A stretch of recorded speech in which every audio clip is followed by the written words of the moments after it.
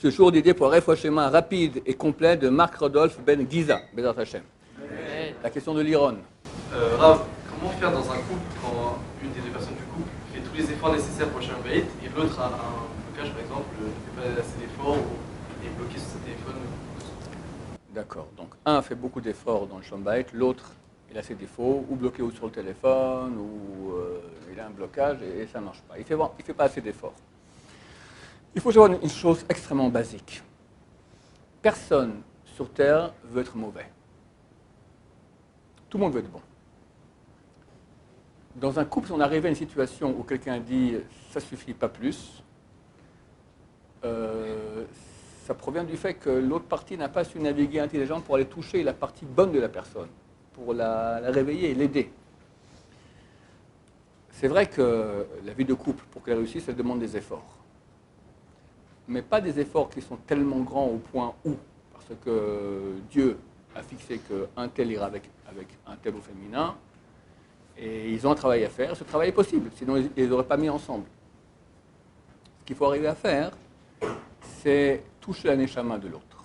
Chacun, quand je parle de neshama, c'est la partie qui est en moi, qui veut être bien. Mais cette neshama a été mise dans un corps avec toutes sortes de mauvaises midotes, donc des mauvais traits de caractère, d'égoïsme, de nerfs, de méchanceté. Mais personne ne veut être méchant sur Terre. Il faut assez arriver, lui dire, écoute, on est ensemble. C'est pour s'aimer, c'est pour être heureux. Viens, faisons un travail ensemble. C'est difficile qu'après un discours de ce type-là, gentil, pas accusateur, pas culpabilisant, constructif, je veux réussir avec toi, je veux investir avec toi, je veux qu'on réussisse ensemble. Il y a très peu de chances que la personne va dire ensemble, va te faire voir. Je ne pense pas. Sinon, elle serait déjà partie depuis longtemps. D'accord ? Pourquoi elle reste ? Alors, il y a des cas peut-être exceptionnels où elle aurait bien voulu partir depuis longtemps, mais elle ne peut pas parce que ou les enfants, ou la ktouba, ou des histoires. Dans la majorité des couples où il y a des problèmes de couple, pourquoi ils restent ensemble ? Parce qu'après tout, ils ont une attirance, ils sont liés ensemble. Donc, il y a un intérêt. Pourquoi ça ne marche pas ? Parce qu'au lieu de... Il faut arriver à avoir un discours approprié, gentil, constructif, qui donne à l'autre une chance de réussite. Écoute, si tu viens, tu dis que tu as des défauts, à cause de ça, ça ne marche pas, ça ne marchera jamais. Je lui dis, j'ai des défauts, j'ai des défauts, je me rends bien compte, j'aimerais que tu m'aides à les corriger. Et dis-moi, elle va commencer à dire, là il faut être solide, parce que bing, boum, tard, d'accord ?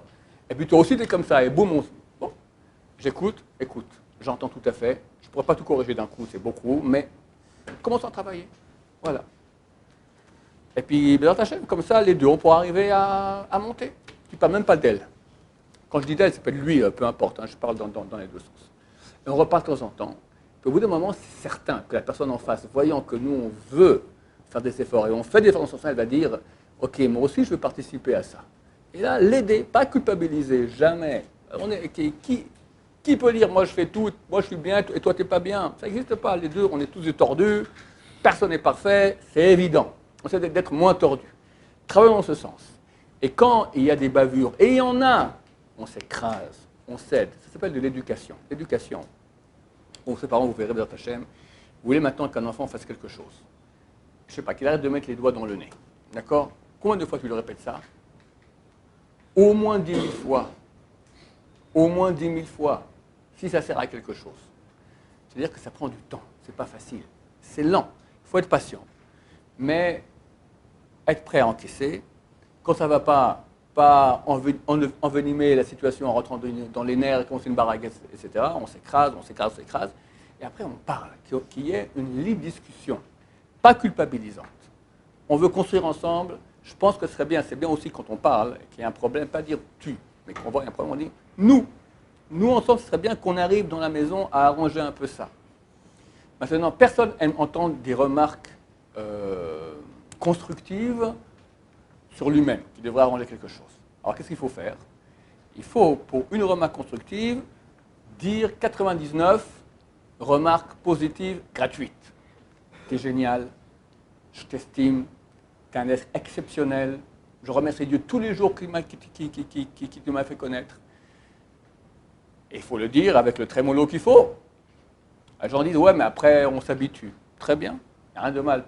Personne, même après 1000 fois que je dis à quelqu'un, allez, Yitzhak, c'est une voie yeshiva, je dois te dire, franchement, tu es quelqu'un d'exceptionnel. Ça fait plaisir. Même que je dis ça en rigolant maintenant, pas que je ne pense pas, mais même quand je dis ça en rigolant, ça fait plaisir. J'ai eu une fois un couple dans mon bureau, il y a plus de 20 ans, ils ont divorcé pour venir, les pauvres, hélas. Le mari était incapable de dire un compliment à sa femme. Incapable. Incapable. Mais tu sais, ça me provient des parents qui n'ont jamais fait de compliments, étaient très très durs, alors on adopte les mêmes comportements avec nos enfants et notre femme. Je dis, même si je dis, elle saura très bien que c'est du chiquet, je répète, je lui dis même, je lui écris ce qu'il faut faire, d'accord? Madame, est-ce que ça fera plaisir que votre mari vous dise, même quand vous savez que c'est artificiel, c'est complètement faux, mais il le dit quand même. Il dit, oui, je veux quand même qu'il me le dise. T'entends? Donc même si c'est artificiel, même artificiel, on y gagne déjà énormément. Maintenant, ça ne va pas être artificiel. Au bout d'un moment, tu commences à investir. Tu aimes, tu le dis. Il faut voir le bien que nous... Combien? Il y avait un rabbin dans la Gemara, Rabbi Chia, il s'appelait. Il était énorme, Rabbi Chia. Sa femme, le Talmud témoigne, c'était une ordure. Ça n'existe pas, ça, aujourd'hui. Ça n'existe pas une femme qui est mauvaise, un homme qui est mauvais. Tous, c'est des gens bien, ils ne savent pas s'entendre. Si le Talmud témoigne que c'était une ordure, c'est vraiment une ordure. Et Rabbi Chia, tous les jours, quand il passait au marché, il regardait un petit cadeau qu'il pouvait acheter à sa femme. Les élèves savaient combien il souffrait. Kodara, mais comment? Tu sais ce que je dois à ma femme? Un, elle me sauve du péché. Parce que si j'ai une femme, je n'ai pas besoin d'aller regarder les autres femmes dans la rue. Deux, elle éduque mes enfants. Demande le Rav Shmulevitch, Chaim Shmulevitch, pose la question et il dit, mais ça, elle n'a pas fait pour lui. Elle est femme, parce qu'elle est femme. Elle ne s'est pas fait femme pour lui, elle est créée femme. Vous êtes mariés, donc ok, il a une femme chez lui à la maison, mais ce n'est pas pour lui. Et les enfants, ses enfants à elle s'en fout complètement de lui. Elle écoute ses enfants parce que ce sont ses enfants. Mais bien qu'elle ne fait rien pour lui, lui voit maintenant, regarde ce qu'elle me donne. C'est vrai qu'elle ne fait pas pour moi, mais elle me donne. J'ai la karatatov, j'ai la reconnaissance du bien. Si dans le couple, chacun va regarder tout le bien que lui donne son conjoint, il y a beaucoup de mal, c'est vrai, mais il y a beaucoup de bien aussi. Regarde le bien. Pourquoi regarder la moitié du verre qui est vide alors que tu as la moitié du verre qui est pleine? Regarde le bien. Donc tu vas commencer à voir tout le bien que tu vas l'aimer, tu vas lui dire des mots. Ben, ça arrange la moitié. Quand tu dis à ta femme, tout ce que je dis à ton femme, homme, c'est dans les deux sens, d'accord? Tu dis à ton mari ou tu dis à ta femme sans cesse des compliments vrais toute la journée. Mais alors, de temps en temps, tu as une petite remarque intelligente pour qu'on aille mieux, tu dis gentiment, pas culpabilisant. Ben, c'est génial. Tu diras merci de m'avoir donné ce tuyau, comme ça je vais commencer à mieux t'aimer. Ben, Ezrat Hashem. Ça, c'est la théorie. Maintenant, il faut commencer à mettre en pratique. Donc, quoi qu'il arrive, il faut passer par une phase de discussion. De toute façon, la transparence.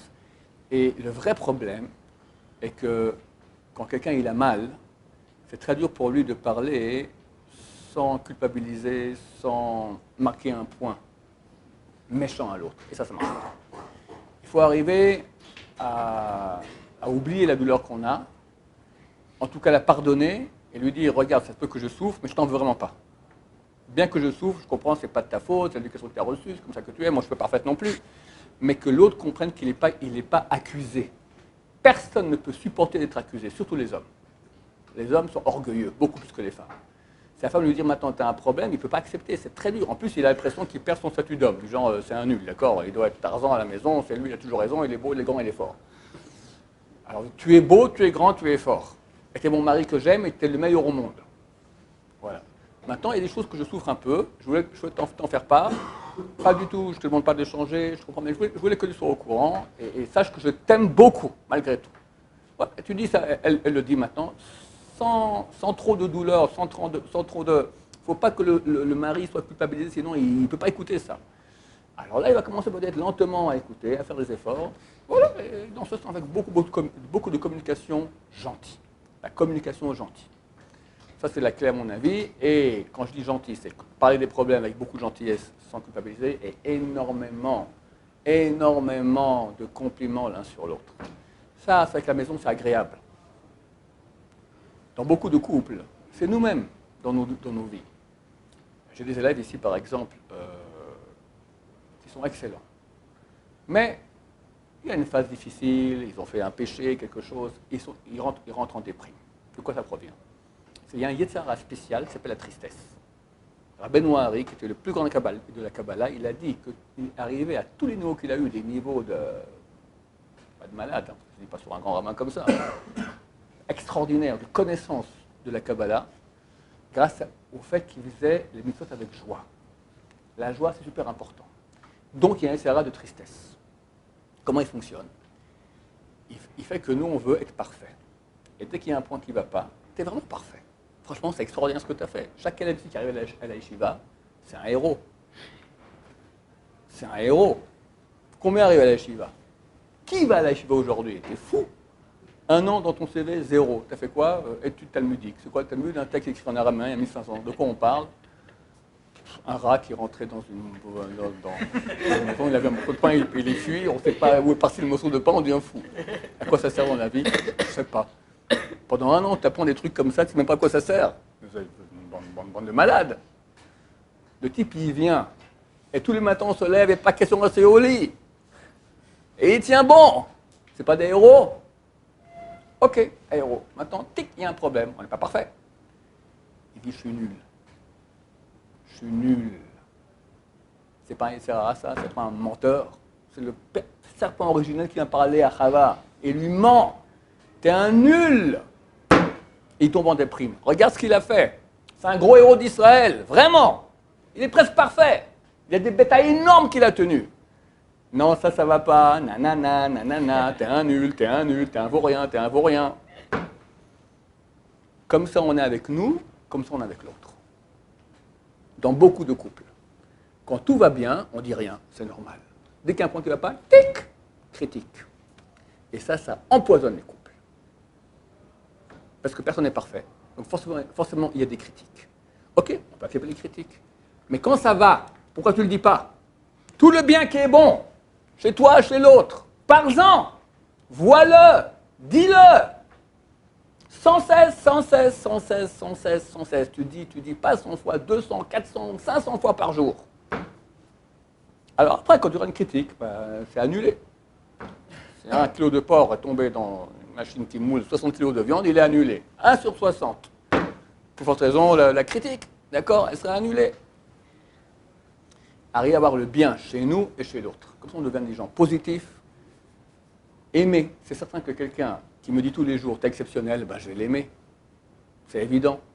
Que nous aide à être des gens positifs, amoureux de nous-mêmes, amoureux de nos conjoints, de notre conjoint, au singulier, et de notre Créateur. Baruch Adonai, l'olam, amen, amen.